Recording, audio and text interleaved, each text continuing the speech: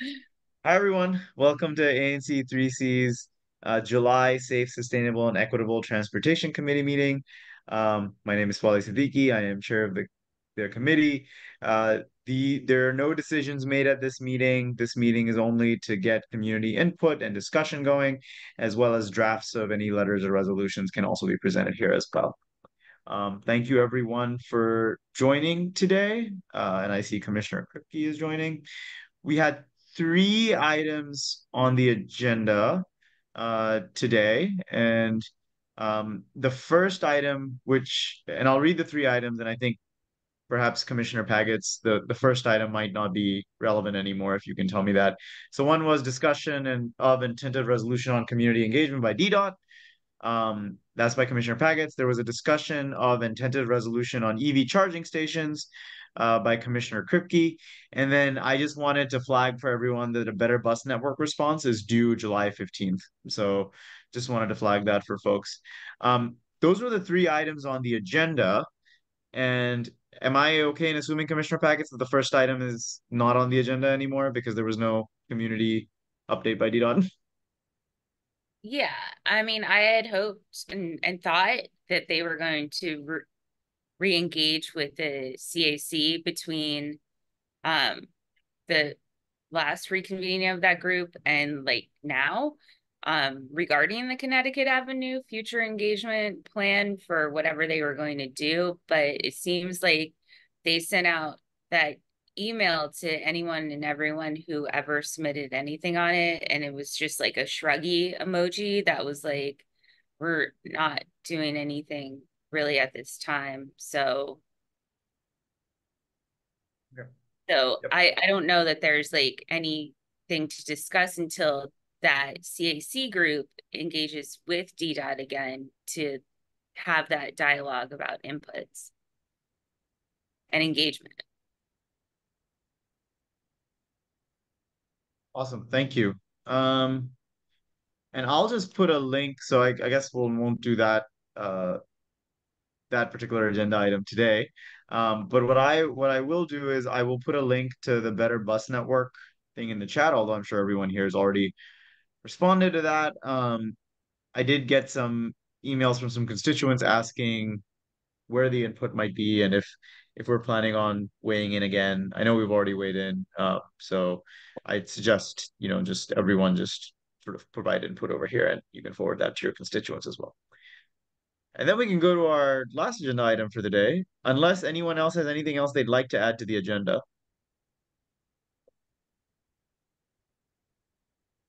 All right. We'll go to our last agenda item, and Commissioner Kripke, I'm going to hand the floor to you because this is your this is your thing. So, and I've also made you co-host. You're welcome to share the memo you wrote on your screen as well if you would like.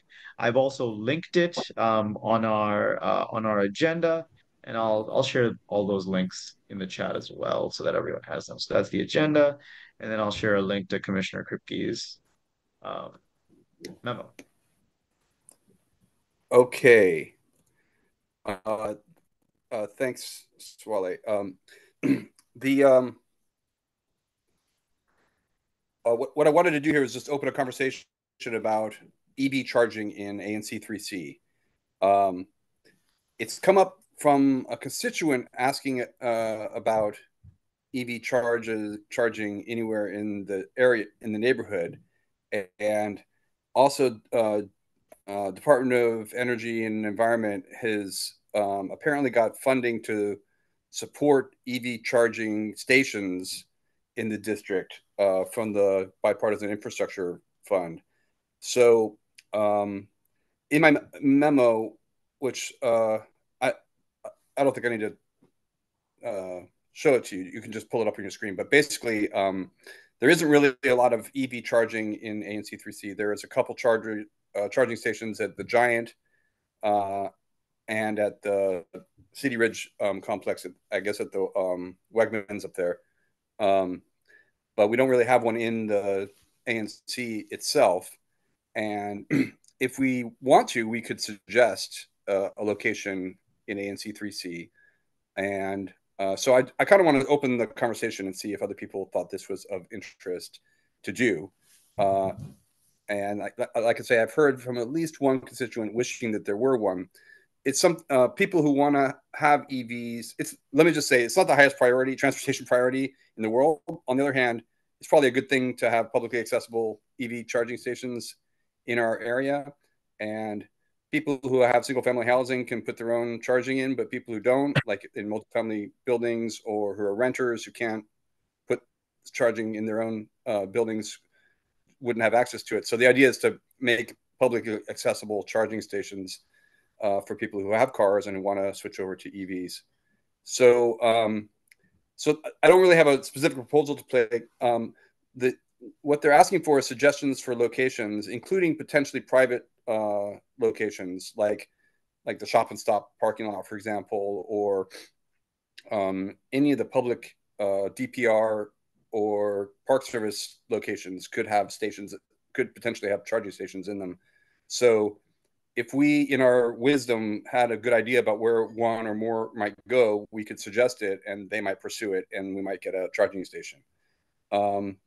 So like I say, I don't have a specific proposal to make. Maybe I could draft one, or we could consult on the idea, or maybe if you guys have specific ideas yourself right now to make, I would welcome that. I just wanted to sort of bring up the topic.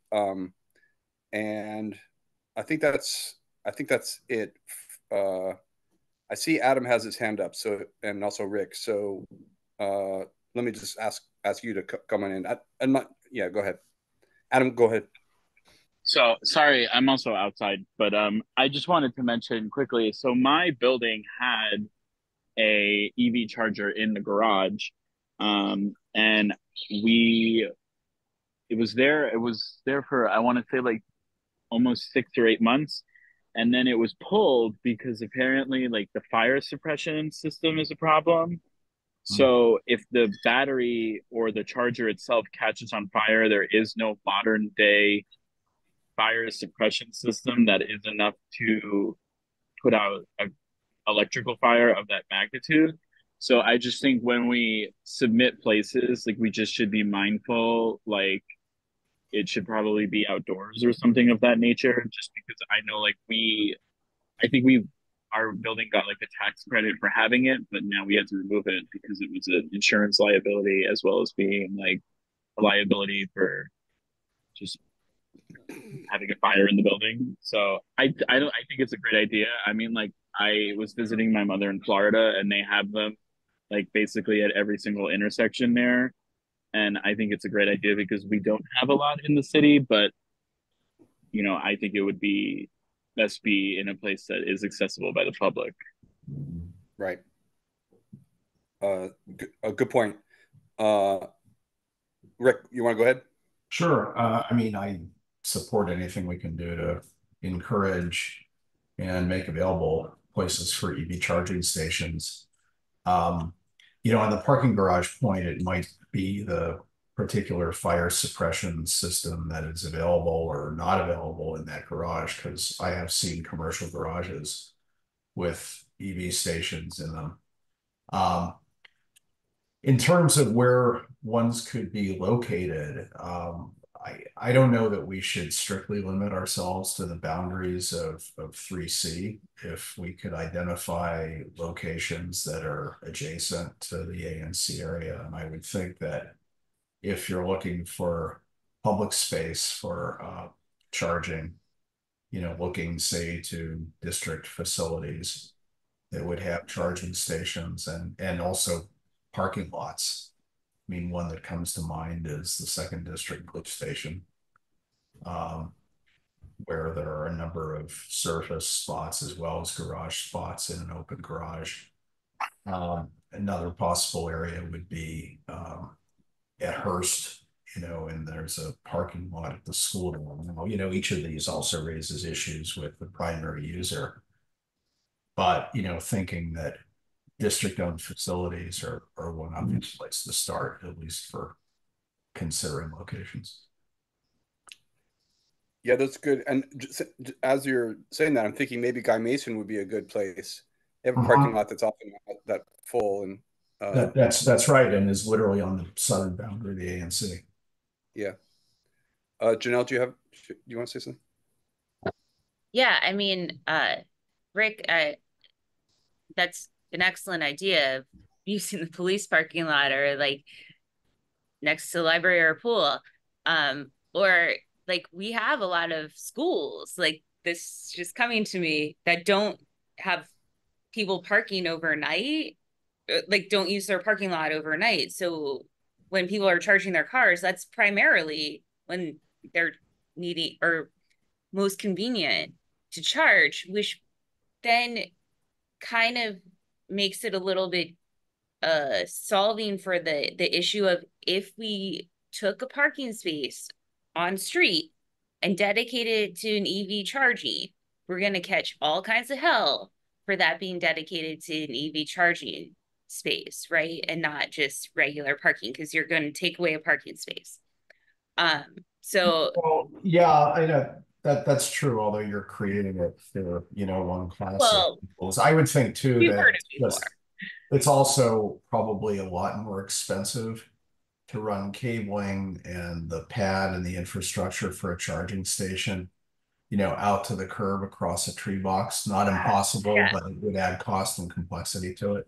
And that's what in the hearing that Charles Allen had last year was one of the major challenges that DOE, DDOT, etc. are like running into is like yes, the infrastructure and running the power and stuff like that to the curb line and on street parking, public parking space.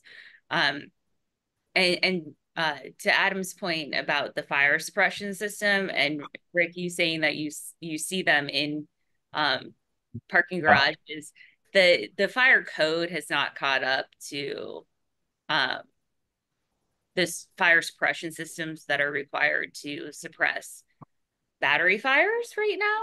They're working on it. But so if it's not required by code, people aren't putting the suppression system in office buildings. You have a little people aren't, sleeping in them at night. I hope not. So there's a little bit of a like less risk or less risk of life safety in that particular application. Um, but one of my condo board members was interested in this like late last year. So I sent the link that, we're sharing tonight about looking the call for potential locations. And I was like, maybe, we can do this in our building here because we have surface parking out in the back. There's probably only like 30 or so spaces. And when it was brought up with the community and board meeting last night, a lot of the consternation with the residents was that we'd be having to dedicate a space to just EV car users. And is that really fair to everyone else?